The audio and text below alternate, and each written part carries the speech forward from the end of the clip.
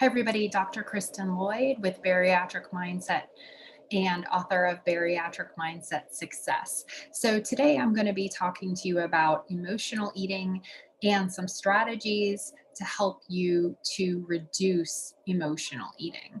And so, you might be emotionally eating, stress eating, grazing, and whenever it comes to emotional eating or seeking to soothe, um, your brain might really be encouraging you to eat because you might be bored, or it might be how you are self medicating, or you might be looking for comfort. And so it's really important that you start to look at and practice awareness of what is coming up for you when you are grazing or overeating. And so when these cycles and patterns come up, you can start to ask yourself, what am I looking for? Am I looking to soothe an emotion? Am I looking to escape discomfort? Am I looking for excitement? Am I looking for fulfillment? Am I looking to get something or reduce something? And so this could be something that you start to investigate. And so the first tip that I have for you is to keep an eating and emotional journal. And so building awareness of our behaviors is key. So keeping a journal of your behavior is one of the best ways to do this. Now, I know not everybody is a journaler.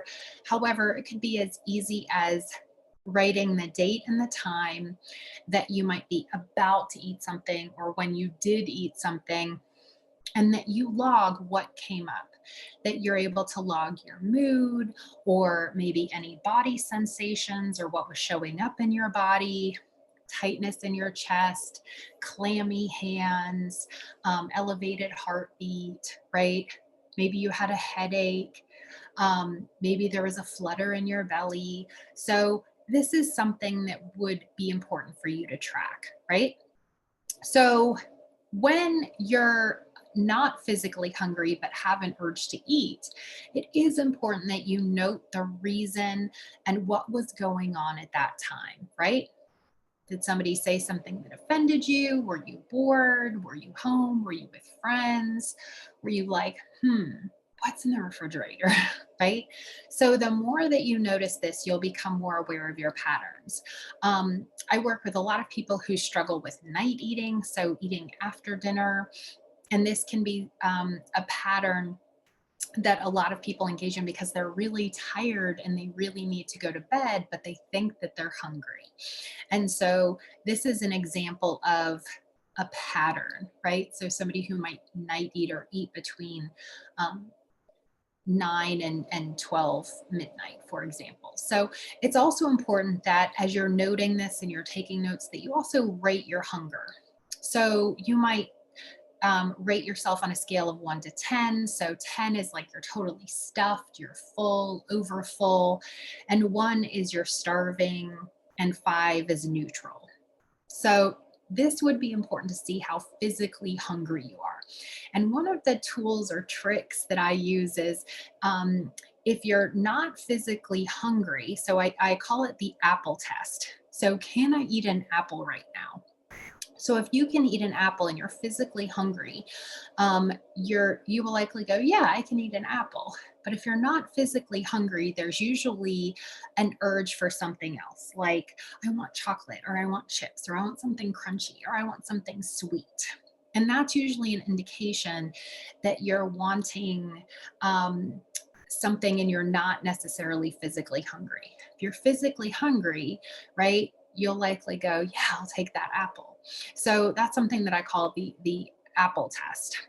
And so what you'll notice is when you rate your hunger on a scale, you'll also be able to address whether you're truly physically hungry or whether you're emotionally hungry and you're trying to respond to an emotion or to some head hunger, right? So again, boredom, I'm looking for some excitement. I'm looking for a thrill. Gosh, I had such a hard day. I'm looking to reward myself. So those are not necessarily physical hunger, those are more of that emotional. So it is also important that you're looking at, as I mentioned a minute ago, what you want and what you're looking for. So if you are going to eat, make sure that your food works for you, right? So um, many people will not realize that they may always feel hungry because of the foods that they're eating. So make sure that you're, again, going with something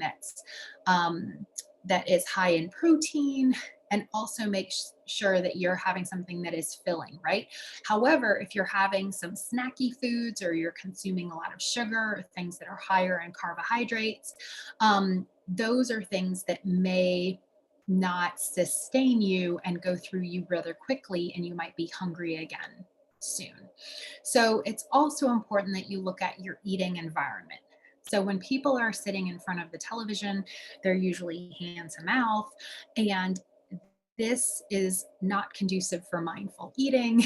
And a lot of times people will lose track of how much they're eating. When it comes to slider foods or grazing, you can eat a whole lot of nuts, for example, which are very high in calories and very high in fat.